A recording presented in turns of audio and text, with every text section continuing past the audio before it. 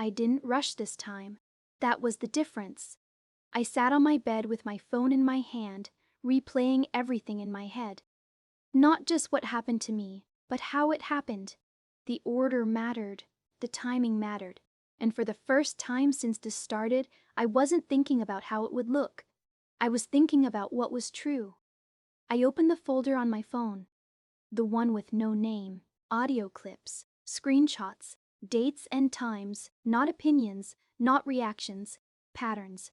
I listened to the recording again. Her voice was calm, concerned, the way people sound when they're pretending to care. I didn't send it to friends. I didn't post it. I didn't hint. I did the one thing she didn't expect. I told an adult. Not just any adult. Someone who couldn't ignore it. Someone who had to document it. The meeting was quiet. No yelling. No accusations. Just listening. I watched their face change as the pieces came together. That's when I knew. This wasn't about who people believed anymore. It was about what could be proven. By the next morning, things were different. Not loud. Different. Teachers were paying attention, but not to me.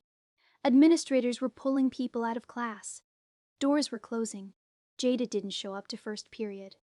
At lunch, her table was empty. No performance. No audience. Just absence. My phone buzzed.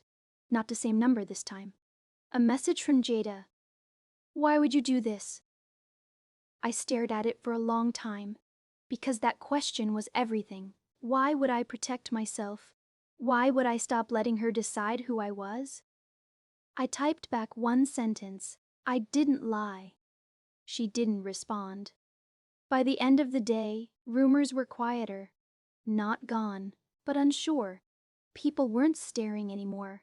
They were watching, waiting to see what happened next. That night, my phone buzzed again. Same unknown number. "You did it right this time," the message read. I let out a breath I felt like I'd been holding all season.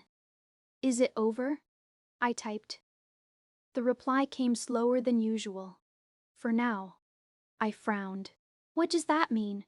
3 dots appeared, then disappeared. Then the final message came through. "People like her don't stop when they get caught."